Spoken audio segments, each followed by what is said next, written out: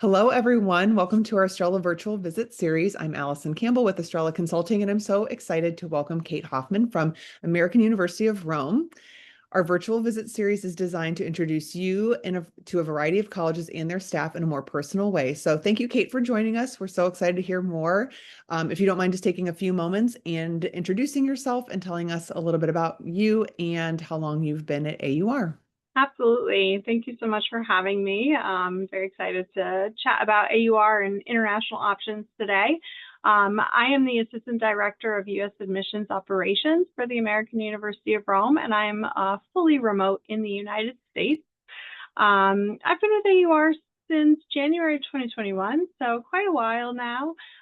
It's a really wonderful place. Before I was with AUR, I was working more on the international recruitment side of things for a US-based university. So I just kind of did a flop, and now I work for an international university getting US students to go overseas. I'm based full-time in Vermont, and when I'm not working or traveling, which feels like these days most of what I'm doing, but when I'm not working or traveling, I do a lot of cooking and gardening. That's awesome. That is cool. I love that you have both perspectives from recruiting international students to a U.S. university, and now you're recruiting U.S. students to an international university. And I think that's really fantastic. So what type of, well, first off, just give us the quick and dirty about AUR. Just what type of institution are you? How many undergraduate students? Obviously, like we kind of know where you're located, but I think that's a real benefit to your institution, because I think when you always explain it, I'm always like, wow, that sounds magical, like the little neighborhood that you're in. So if you give us kind of the scoop of AUR and where you're located, that would be great. Absolutely. We are an international option, but we are technically an American university abroad. So we are a small private liberal arts college located in Rome, Italy. The original Rome, not Rome, New York, or Rome, Georgia. I get that one a lot. But the original Rome. And we have about 750 undergraduate students. So we are small. Average class size is about 15. And we're located in a beautiful neighborhood in Rome called the Monteverde neighborhood. It's just up the hill from the Tiber River and about a 20-minute walk to all of the sites that Rome has to offer, about a 20-minute walk to the Vatican, 25 minutes to the Trevi Fountain. So really accessible to central Rome. And our students are coming from all over the world. We have 65 countries represented on campus this semester. So it's a very unique and diverse university. I love that. Cait and I had met a couple months ago at the IACA convention, and then I had invited her along with some fellow colleagues to just talk a little bit about English speaking institutions that are abroad, because I think we are seeing that at Estrella as well, that there is definitely more interest in our American students that are looking to study abroad. But this is a good balance where it feels like more of a safe option because you are an American university abroad. A lot of the things that a student would be studying would be transferable if they were to move back home. There's the language barrier doesn't exist, but you would also have exposure to another language. So, they'll be able to learn in the way that feels right to them, or, but still have a lot of like that cultural experience being abroad. So, I love this, that it has like kind of the best of both worlds for our American students. So as you're recruiting, and it sounds like you've done a lot of recruiting in different capacities, what type of student are you looking to bring to AUR? Really great question. We see a lot of different student types in terms of their motivations for why they are exploring us as an option. Some of the big ones are perhaps they have Italian heritage, and maybe they have family over there, maybe not, and they just want to spend some time in Italy and reconnect with that side of themselves and their family. So I see a lot of students motivated for that reason. Also, another big one is financial. So we are a small private liberal arts college, but we're about a fraction of the cost compared to comparable institutions in the United States.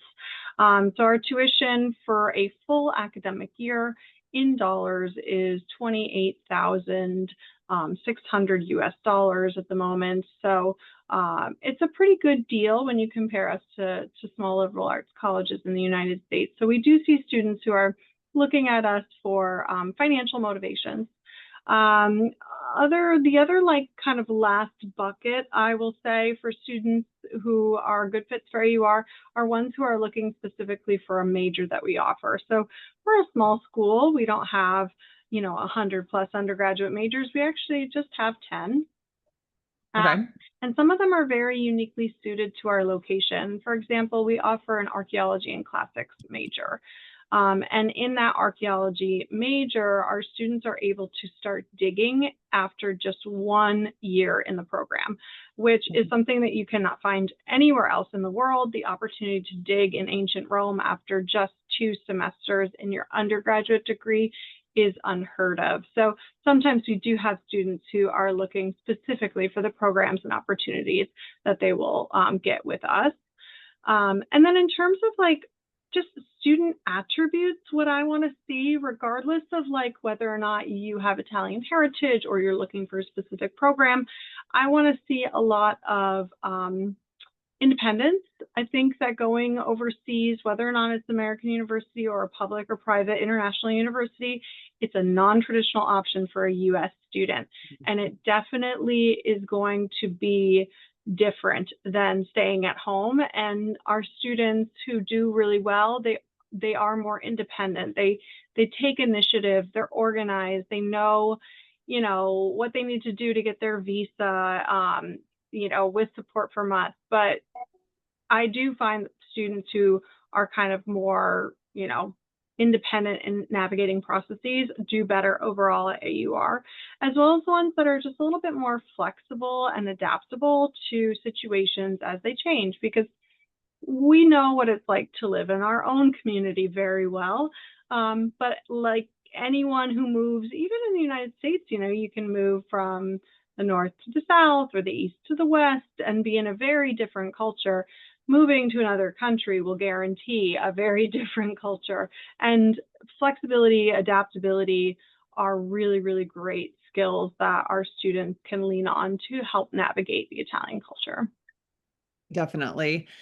I think all of us at Estrella were advocates of the opportunity, taking the opportunity, however it presents itself, to study abroad, whether it is doing a 4-year opportunity at a school like yours or a study abroad for a semester or something that's faculty led. And we're finding a lot of US universities are opening campuses in some of in their major cities. So it's just such an invaluable experience. And as I'm probably will ask you about this later, but just for future employers to say, like, you already have like not only this international mindset or perspective, I guess, this international perspective that's outside of the US bubble. So you kind of know how things work outside of like your scope, but just the cultural appreciation, the figure it out, like you said. I mean, things will go wrong anywhere you are, but when you're dealing with a different country, different currency, different transportation, things like that, you just become like a more prepared person in general. So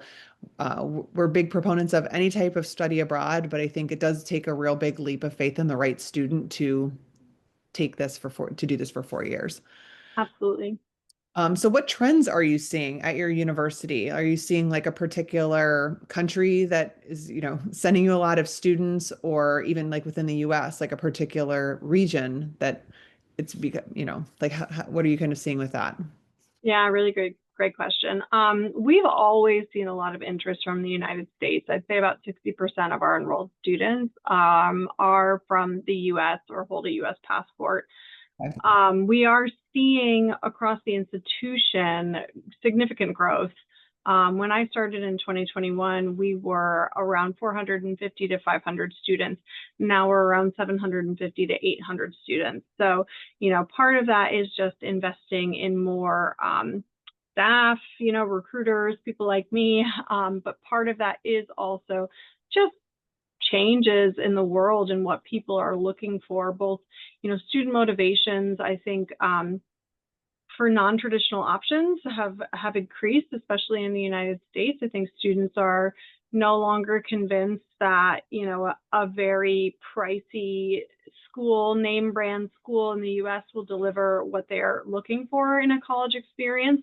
And so they are really open to non-traditional options. I also think that post-COVID, There was a desire to go out and see the world. People were very tired of staying in one place.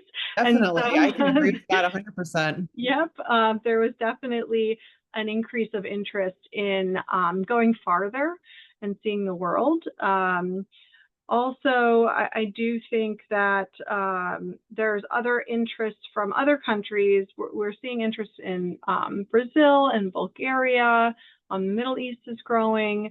You know, shifting geopolitical situations always influence student enrollment, international student enrollment in the United States, and also U.S. students going overseas. So I think we're seeing some of our enrollment growth is probably related to impacts of geopolitical situations currently. So yeah, lots of trends in the United Uh, States, specifically regionally. Too soon to say. I'd say we're always good on the coast, East Coast, West Coast, but we've seen some more interest Midland, Denver, Chicago area as well. okay, that's great.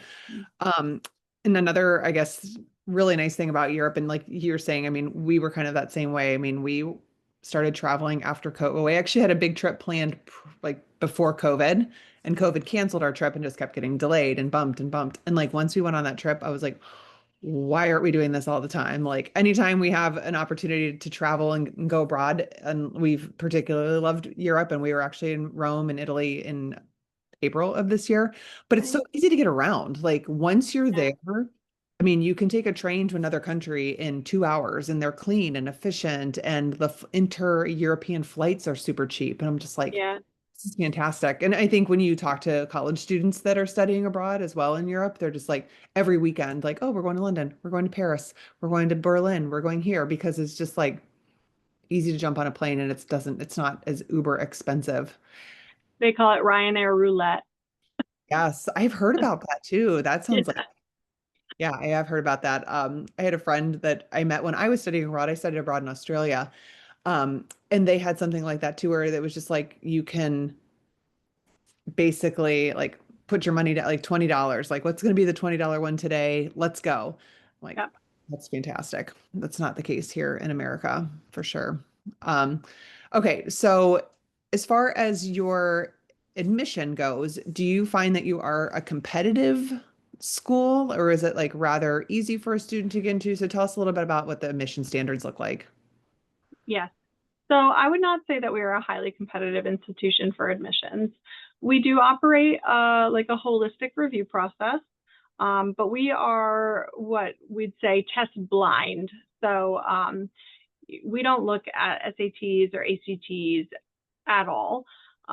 We will look at AP scores and IB scores, but only for the purpose of credit transferability. Those scores will never impact a student's likelihood of admission.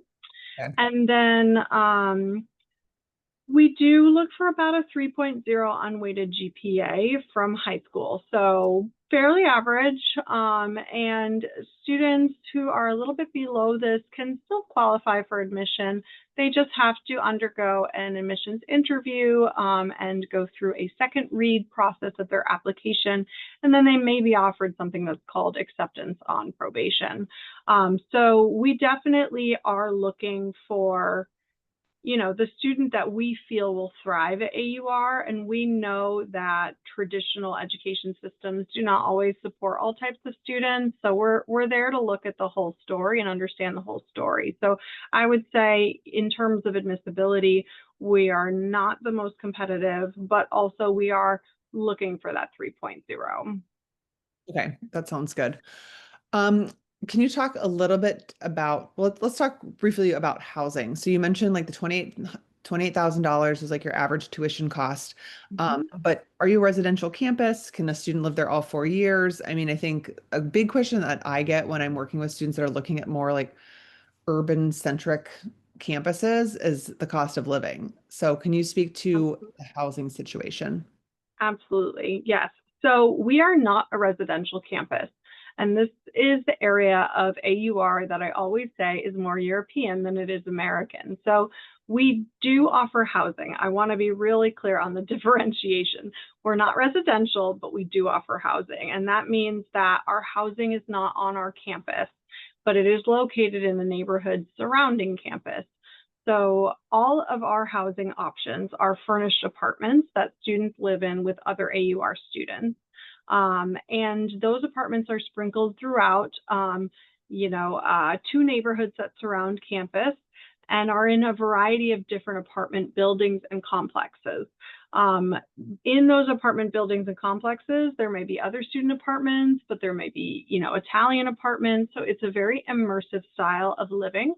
But students do not have to worry about finding their own apartments and securing their own housing. We have the apartments and we just place the students in them. So we will guarantee housing for all 4 years as long as the student is opting into housing by our published deadlines. The Okay. other thing about our housing is that it's never required. So our housing is about $10,000 per year, so about $5,000 a semester, and that is just for the apartment because there is no meal plan. Because our housing is not residential, we're not a residential campus, we don't offer like a cafeteria meal plan option for on campus. Our students do, their own grocery shopping, their own cooking at home. They navigate their own meals, whatever that looks like. Great news about Rome is it's significantly cheaper than larger cities in Europe, like London and Paris, are significantly more expensive than living in Rome.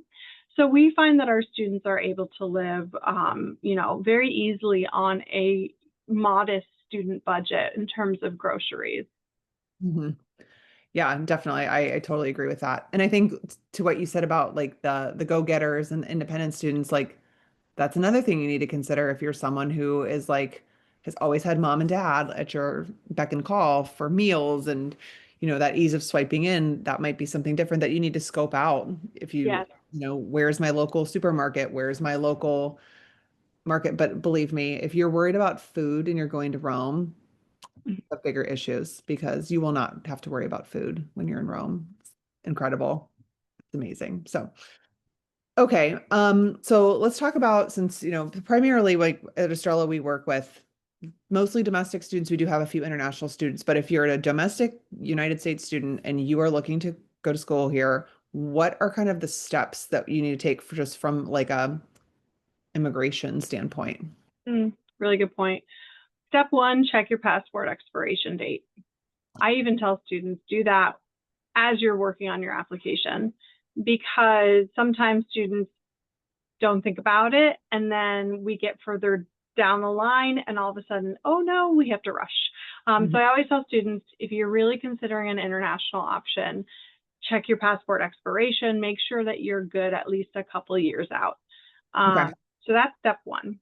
Step two is apply, obviously, and get an offer. And then step three is confirming that offer. So with the American University of Rome, we operate for a fall semester. We do the May 1st deadline. That's very common in the United States. If Okay. a student's considering a spring enrollment starting in January, then they have to confirm by November. But most of our students begin in the fall semester.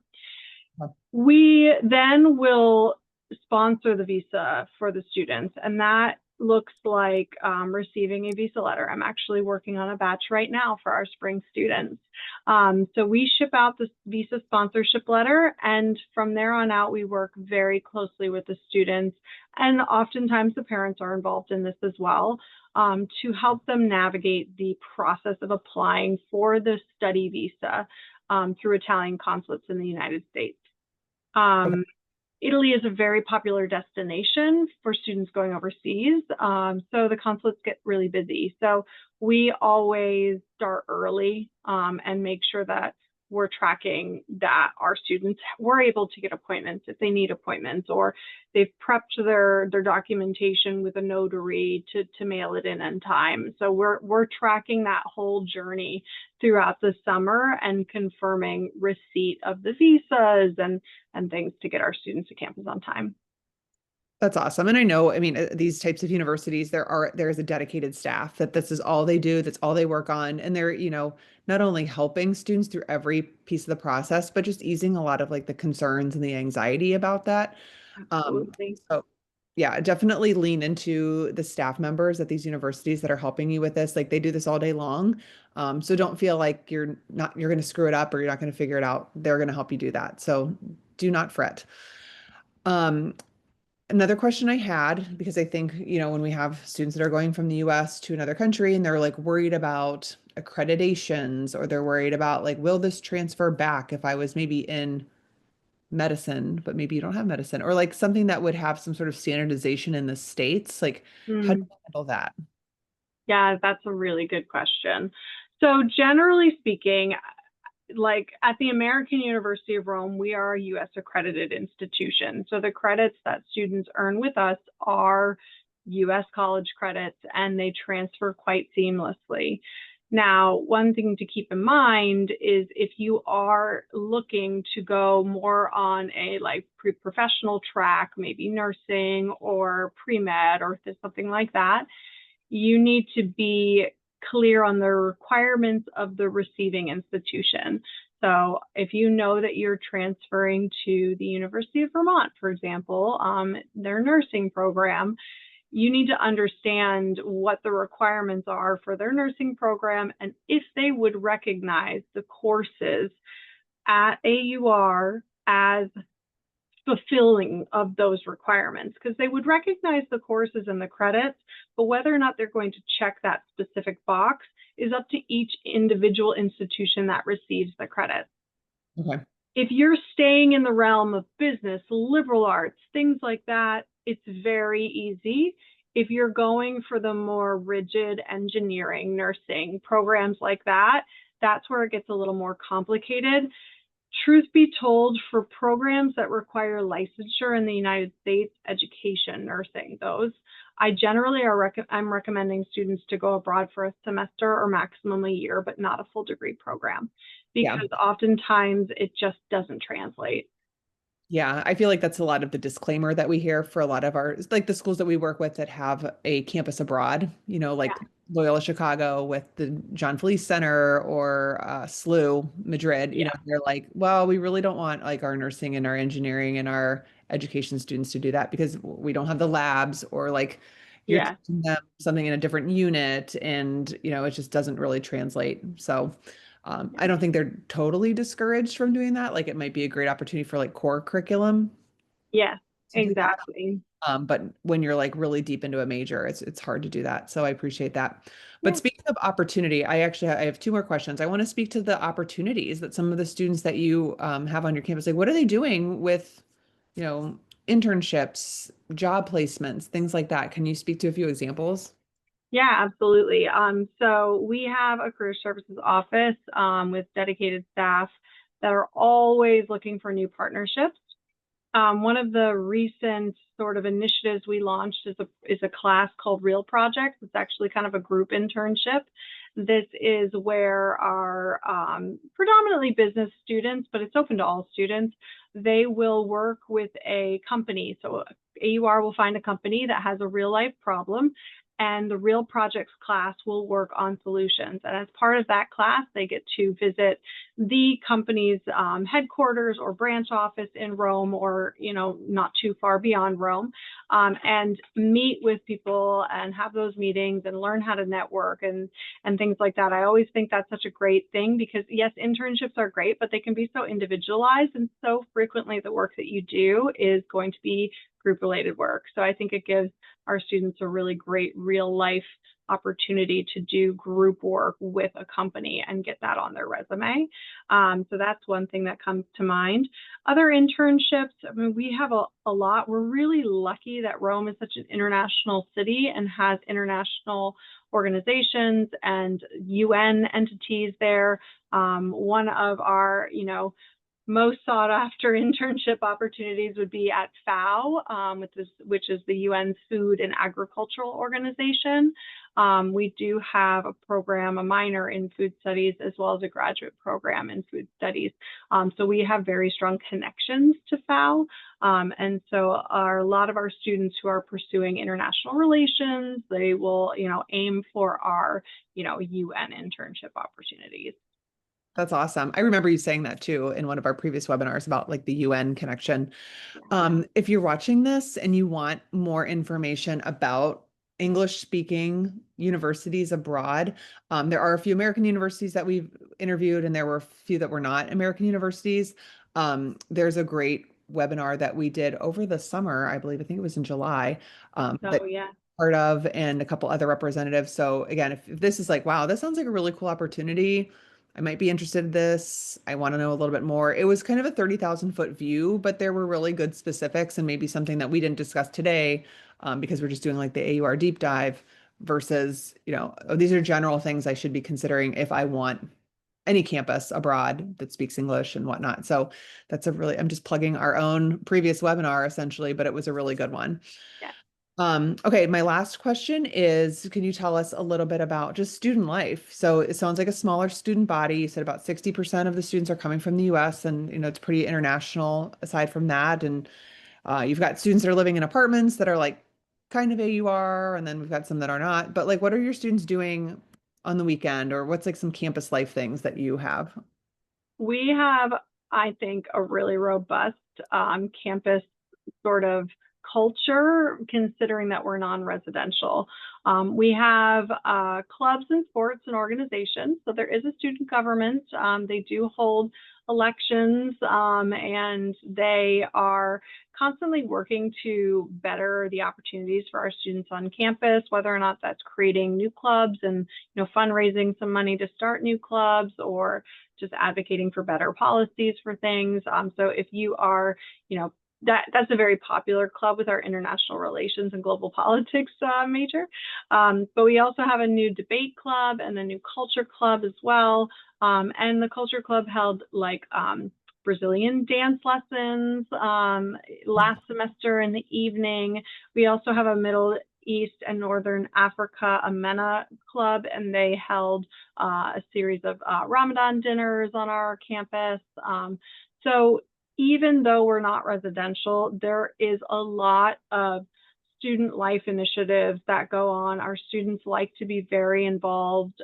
Every semester, the second week of classes, we have a clubs and activities fair that we set up in our garden. So new students can kind of look around and talk to people in clubs and get more involved. So that's a really popular aspect of student life. In addition to those clubs, and we also have the sports. It's a little more casual than anything you'll find at a US university, more like intramural, but it is a way to stay active. We have a running club, we have soccer, we have tennis. And then our student life team also does kind of just for fun field trips to the beach, or they've gone to Pompeii before. Oh, that's They've awesome. done, I like yeah, that. shopping trips. So I always say there's more than you could ever have time to do, really. So I feel like that too. I mean, if you're in Rome, it's like, what do you do? Like the possibilities are honestly endless, but I do like the student organized or this like the school led trips to somewhere like a Pompeii or another destination in Italy, because for some people it might not be in their budget to just be like, oh, we're going to go to Paris. Oh, we're going to go to Amsterdam. Like yeah, have those like bus trips or student led organizations, trips. That's a really good option. But I agree, you're going to struggle to not have something to do on the yeah. weekend and whatnot. So. Well, thank you so much, Cait, for your time. This was great. If you are watching this and you want to reach out to Cait, please do. She's a wealth of information, and will be extremely responsive and helpful. But I hope that after watching this, you're considering maybe an option that's outside of the box and something that would be definitely a different trajectory for your life and would be so impactful. So thanks, Cait, again. I really appreciate it, and best of luck to you as you continue your travels this season. Thank you very much. It was great seeing you. Take You care. as well. All right, take Bye. care. Bye-bye.